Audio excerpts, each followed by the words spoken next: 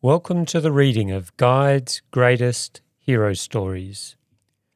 This is Chapter 15, Dark Shadow on the Tracks, by Jan S. Doward, September 6, 1986.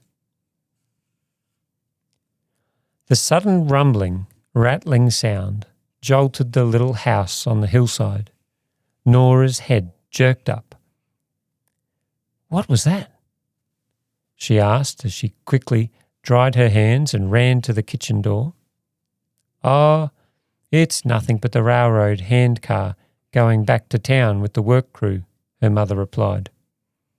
But Nora knew her mother's hearing wasn't all that sharp, and she shook her head slightly. "Well, I never heard it make a sound like that before.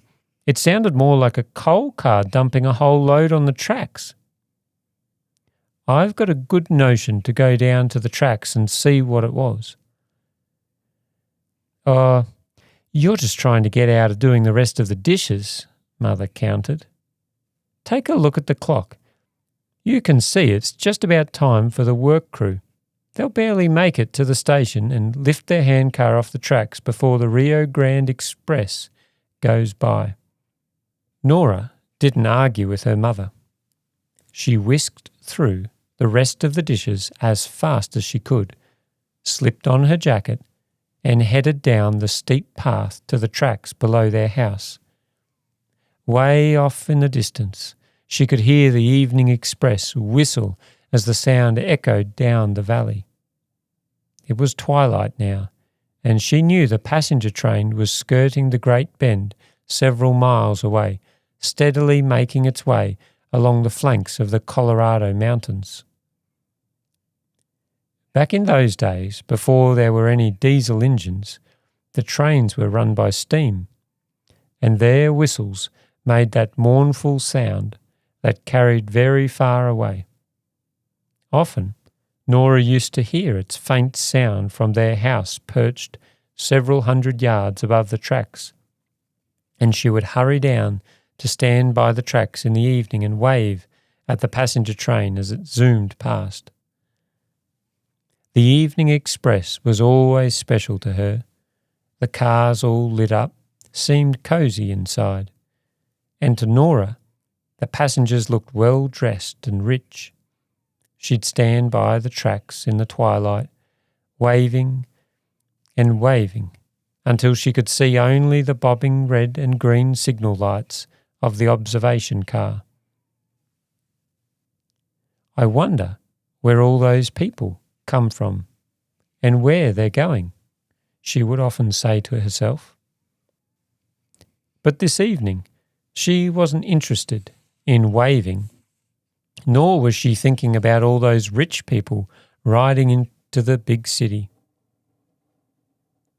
She just had to find out what had made the rumbling sound. That the fact that the Rio Grande Express was headed her way only made her scamper faster. Yet she didn't dare stumble and fall on the steep path right then. About halfway to the tracks, she stopped. Right there, on the tracks below, she could see a huge dark shadow. "What could that be?" she asked out loud. She sucked in her breath as she made out of the shape of a huge boulder about as high as her waist. Scattered all around were lesser rocks. Somehow, when the handcar had gone by, it had jarred the rocks loose from the steep bank, and they had rolled right down on the tracks. "So that's what we heard," Nora exclaimed. She looked up again when the faint whistle of the evening express sounded. It would be here in about 5 minutes. Putting her shoulder to the big rock, she tried pushing with all her might, but it didn't budge. She stooped down to lift the smaller ones, but even they were so heavy that she could move them only slightly. Desperate now, she tried pushing the big rock again. "It's no use," she cried, "and the train will be here soon." Leaving the tracks, she scrambled up the bank and ran as fast as she could up the path to her house. Her lungs felt as though they would burst as she panted her way to the back porch. "Quick, mother, quick!" she shouted. "The oil can, the oil can!" She stooped down and picked up a stick of dry pine by the path. Grabbing the kerosene can from the porch, she unscrewed the lid and dashed oil all over the end of the stick. She had seen her father do this once, when he was in need of a quick light. Nora's mother stood in the doorway, her eyes wide with bewilderment. "Are you crazy, child?" But Nora brushed past her mother and stuck the end of the stick into the wood stove. Instantly, she had a torch. Holding her blazing light high above her head, she raced back down the path to the rocks. By now, Nora could hear the pounding of the great steam engine as it thundered closer to the spot where the boulder lay across the track. She quickened her pace. "I've got to make it," she panted. She slid down the bank to the tracks, using one hand for balance and the other for holding the torch high. Running toward that train in the gathering darkness was scary. But Nora knew that if she didn't make it in time to stop the train, it would derail, plunge over the steep bank on the other side, and roll to the valley far below. The brilliant headlight struck Nora full in the face when it rounded the curve. She desperately waved and waved her torch. The whistle blew so loudly that it seemed as if it would burst her eardrums and blast her right off the track. Now the train was almost on top of her, and still she stood her ground, waving and waving her blazing torch. She wondered if the train would ever stop. The whistle blew non-stop now with an ear-splitting force that sent shivers up and down her spine. Finally, at the last second, she leaped aside as the engine roared past. But just as it did, the great drive shafts stopped and the brakes locked the wheels, sending sparks flying to either side.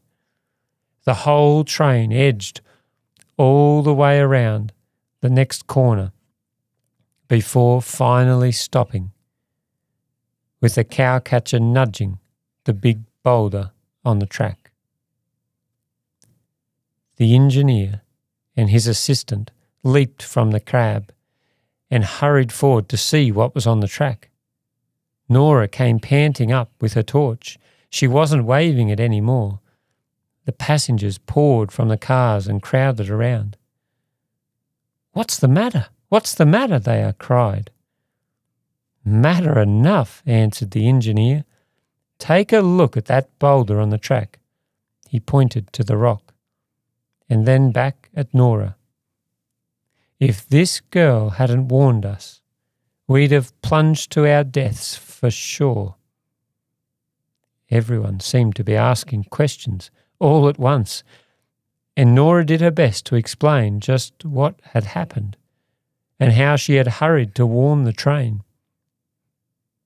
It wasn't long before one of the men took off his hat and passed it around. In a few minutes it was filled with money clear to the brim. "But I didn't do it for pay," said Nora. "And besides, it wasn't much to do. It wasn't worth so much money. Honestly, I didn't do it for—" But her words were lost in praise and appreciation from the passengers and crew alike. The conductor patted Nora on the shoulder. "That was a brave act. You've saved many lives tonight. None of us will ever be able to repay all that we owe you." That night, when all was finally quiet, she lay in her bed. staring into darkness, but wrapped in a blanket of deep happiness. She had more money than she had ever had in her life, but that wasn't why she was so happy. A joyful thought echoed in her mind, singing her to sleep. I stopped the train. I stopped the train.